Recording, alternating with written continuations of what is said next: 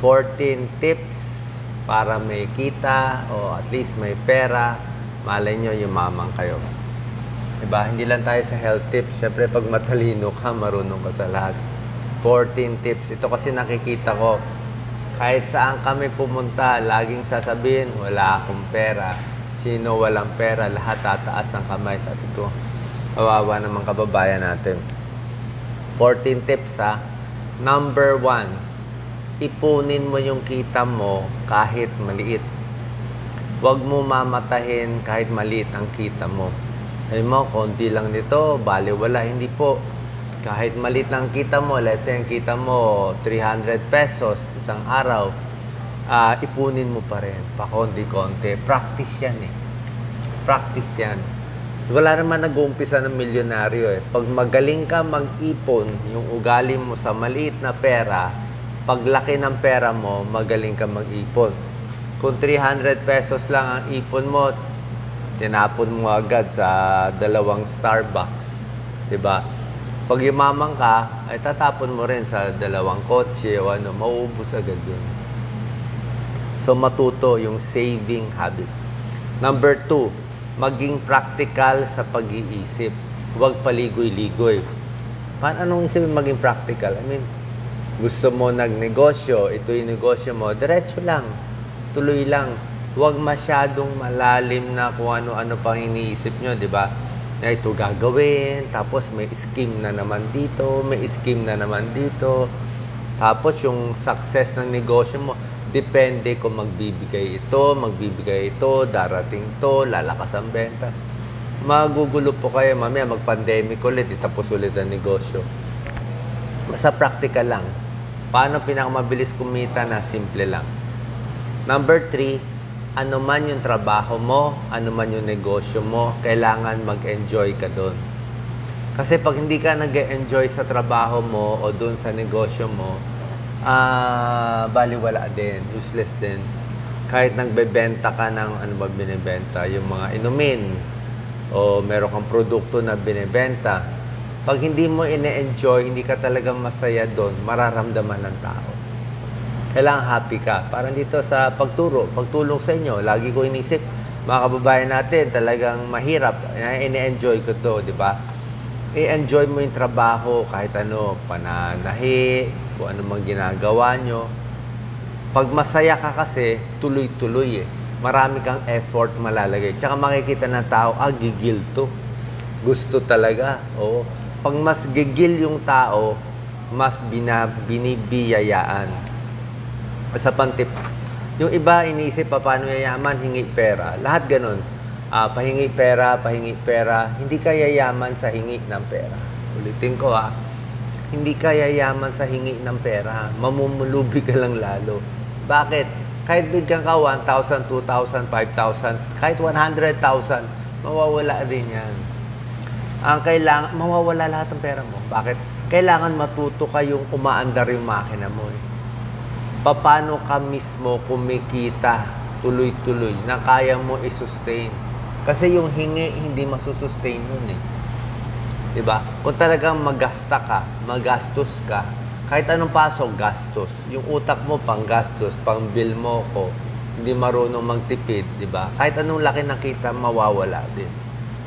Maingat, huwag masyadong risky. Okay?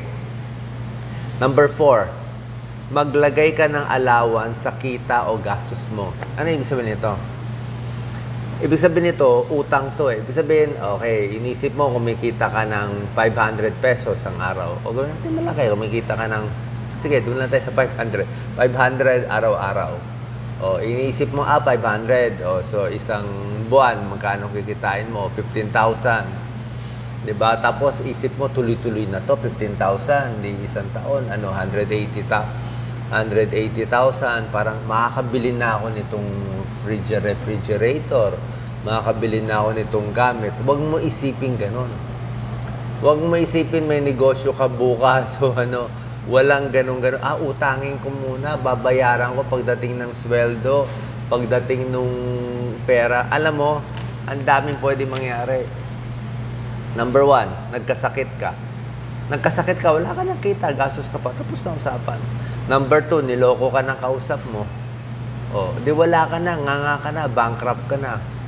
Ano pa ba? Number 3, nawala yung demand. Yung binibenta mong produkto, bigla lumabas, peke pala. O mahina ang benta, o tinanggal ka sa pwesto mo, o nasunog, o may nangyari. Kaya huwag kang aasa. Kung ano lang kita mo, ipit ng ipit ng ipit. Okay?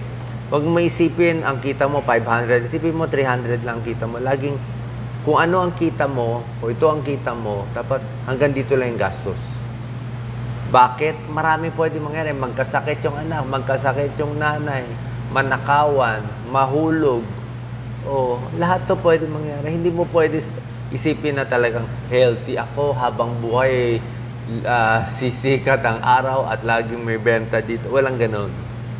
Baka yung tumutulong sa'yo, bigla na bankrupt. O, di ba? So, allowance sa kita. Huwag ma-expect makukuha mo agad. May kasabihan yan eh. Do not count, do not count your eggs eh. Parang hindi, huwag mo bilangin yung kita mo pag wala pa. Number 5. Napakahalaga nito. Kailangan malinis ang proyekto mo, malinis ang negosyo mo, malinis anuman yung lupa o binili mo, o malinis yung taong kausap mo. Ito, bagsak na ang karamihan sa kababayan natin. Lalo na dito sa politika, diba? Ano ba, malinis dito. Kung ang negosyo mo dahil sa politika, ay talagang risky lagi. Diba? Tuloy-tuloy na yon. Project. Kasi oras na hindi malinis yung negosyo, unang-una, baka mahuli, diba? Illegal. May kaaway ka sigurado dito, hindi malinis eh. May kalaban eh. O baka mahuli ka ng gobyerno, maano ka ng kalaban, pati konsyensya mo, di ba? Pag nakita ng kaibigan mo, ay itong negosyo niya, may scam mo. O. So, sino pa magtitiwala sa inyo? Number 1, tiwala. Basta yung tao, ito dami ng pera mo. Okay? Gano'ng kataas yung reputation mo? Yung integridad mo? Gano'ng kataas? Ganito nga pera mo. Wala naman may tiwala sa'yo. Tingin sa'yo, manloloko. Bali, wala yun. So, wala ka rin pera. Ako, pera ko, ganito lang. Ay, tiwala ng tao, ganito. I can make the money anytime I want. Lahat nga gusto mag-advertise sa akin, hindi ako nagpapa-advertise. Yung napapanood yung advertisement ko, fake po lahat yun, ha? Fake, hindi ko lang mahuli. Wala po ako na-advertise. Nanloloko lang yun. Anyway, sidelight lang yun. Magpapaloko. Okay, number 6, makipag-deal sa matinong tao lang. Pag matinong tao, malinis na negosyo, mas maayos. Pag naki-deal ka sa isang, alam mo naman, drug lord, alam mo may illegal na ginagawa, kaya ang yaman-yaman, wala namang. Pag nakipag-deal ka doon, mahirap na eh. Oo, pwede ka kumita, pero tuloy-tuloy na yon. Pagtatakpan mo na yung mali niya, yung mali nung boss mo, mali mo na rin. Ay, yung gagawin mong mali, kahit ito yung tama, pupunta ka na sa mali, pati anak mo makikita na yung mali, tuloy-tuloy na yun sa henerasyon. Nasa sa inyo. Pero ako, okay lang, konti ang pera, gusto kong matino para tuloy-tuloy. Mahirap eh, baka biglang bumagsak. Number 7, magpakumbaba lagi. Kahit matagumpay ka na, kahit malaki na negosyo mo, kahit may pera, wag mayabang. Wag lalaki ang ulo. Yung pera, up and down. Kahit magnakaw, yung magnanakaw nga, yung mayaman. Wag lalaki ang ulo. Mayaman, mahirap, okay lang yan. Diba? Lahat may struggle. Lahat nag-uumpisa ng wala. Diba? Wag tayo magyabang. Tsaka pag mayabang, walang makikipag-deal sa'yo. O, kala mo lang mabait sa'yo kasi may pera ka. Pero pag wala ka ng pera, wala nang papansin sa'yo. Number 8, ito. Huwag makipag-away. Yan, sa negosyo. Kasi oras na makipag-away ka, siyempre, negosyo, competition yan eh. Siraan yan eh. Diba? Siraan. Pag nakipag-away, may kaaway ka na habang buhay. Diba? Hindi mo masabi. I mean, okay lang competition, pero oras na sisiraan na siya. Sisiraan ka na niya. O mamaya magbatuhan pa kayo ng produkto. Diba? Wala eh. Mas maganda, tuloy-tuloy lang. Diba? Konting magpatalo, wala naman masama. Number 9, magsuot ng simple mamuhay ng simple. Ito, ang daming bagsak dito. Ang dami. May konting pera, yung salamin, yung pinakamahal na bibilin, branded na. Oh, sorry, ang dami natatamaan. Konting pera lang, yung branded na yung bag. Branded na yung baro. Okay lang kung gusto mo branded para tumagal.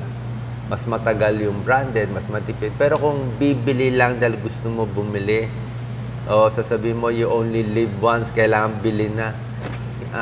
Pwede, kaya lang sayang. Sayang po. Kasi yung inipon na, I have to be very honest with you. Kung magkano yung pera mo sa bangko, yun lang ang stress level mo. Pag marami kang pera sa bangko, sa bahay, o saan, mababa ang stress mo. Kung kulang ang pera mo, kahit marami kang gamit, mataas ang stress level mo. Ang dami pwede mangyari. Tulad sabi mo, nagkasakit yung anak, nagkasakit ka, may nangyari sa nanay na stroke, kailangan ng biglang 500,000, kundi mamamatay, mauubos ka lahat. Pero kung meron kang pera nakatabi, mas safe ka doon. Tsaka yung pera nakatabi, hindi gagalawin kahit anong mangyari. Para sa anak mo yan, para sa future yan, walang galawan yan kahit anong mangyari. So, mamuhay lang na simple para matipid. Number 10, maging sponge. Yung utak mo dapat maging sponge. Para maging matagumpay sa negosyo, kailangan yung gawa mo mas maganda sa gawa ng iba. Diba? O meron kang idea na kakaiba, either maganda yung produkto mo o mas masipag ka kumpara sa iba. Kaya dapat matuto ka. Hindi pwede, kita ko ngayon ganito na. Hindi siya habang buhay ganyan. May ibang tao gagawa ng mas magandang produkto. Diba? Hindi ganun. Huwag kang kampante. Dapat maging sponge. Aral ng aral. Lagi kang una. Kasi kung pa-easy ka, wala na. May kakilala nga ako, influencer. Dati may, 10,000 followers nung 2014. Marami ang 10,000 followers nung 2014. Pero ngayon, ang 10,000 followers, konti na lang. Kasi hininto niya eh. Diba? Yung 10,000 niya noon, malakas siya. Ngayon, mahina na.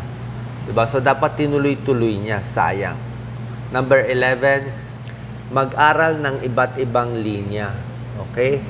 Lahat. You will learn more. Like ako, sa health, sa pagtulong, sa pagturo, sa pera, kahit sa politika. Naku, dami ko na alam sa politika. Alam ko na A to Z.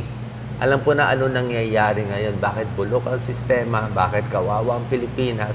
Pati hindi na. Nakita ko na nasaan yung corruption eh. All levels eh. Kita na lahat. Diba? Kaya ngayon alam ko na. Hindi na ako magtataka. Kung meron ako gagawin project, alam ko na, hindi gagalaw. Kasi si Kapitan kailangan ng cut. Yung mga ganon. Hindi naman lahat pero nandun eh. Nandun eh. O yung botante kailangan talaga ng lagay. Diba? Alam ko na. Hindi ko nila lahat. Pero maraming ganon. Ganon talaga gumagalaw. Maraming ganon. Hindi ko nila lahat. So natututo. The more I learn in all fields, hindi na ako bulag. Hindi na ako bulag. Alam ko na, itong tao ganito. Alam ko na mag-iingat ako makipag-deal sa ganitong tao. Okay? So, lahat ng linya inaaral, mas gagaling ka doon sa core, sa linya. Number 12, mag-ipon ng pera at itabi para sana. Kung meron kang maipon, okay, may naipon kayo, let's say 10,000, o may naipon kayo 500,000 or 1 million. Ang akin, kung pwede, ilagay sa bangko, mas gusto ko sa bangko, wag lang sa bahay. Ipitin nyo talaga. Walang galawan. Oo. Kami ni Doc Lisa, kala mo, nung umpisa kami, fast food lang ako makain. Hindi ako makain sa mga hotel noon. Fast food lang kaya ko, paglalabas, tipid lang. Ano pinakatipid namin? 2 lang anak ko. Nakitira lang ako sa magulang ko. Kasi wala naman akong ganong kita noon eh. Puro charity lang ako. Yun lang ang happiness ko. Mabuti nga, payag siya. Diba? Wala. Ano pa tipid ko? Marami. Kahit sa baro, sa gamit. Hindi ko, kung pwede, hindi ko bilhin. Like kahit sa cellphone.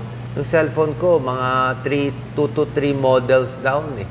Hindi ko sasabihin nyo, hindi, gusto ko maraming maganda. Hindi po pwede kasi mas masarap ang feeling merong nakaipit. Kasi yung nakaipit mong pera, ano man yun, let's say may nakaipit kang 500,000. Yun ang magbibigay sa'yo ng lakas ng loob, mag-risk at mag-risk. Kasi meron kang reserba. Kung wala kang reserba, ay paano ka pa mag-uumpisa ng negosyo, ibang bagay, di ba? Tapos ipitin mo, wag mong galawin. Sasabihin, may natitira kang kuyari, 500,000 or 5,000. Isusugal ko to lahat sa bagong negosyo. Kikita ko ng doble. Walang ganunan. Wala ngang galawan eh. Kung gusto mo gamitin, kumuha ka ng konti. Huwag lahat. Kasi, huwag. Maloloko kayo doon.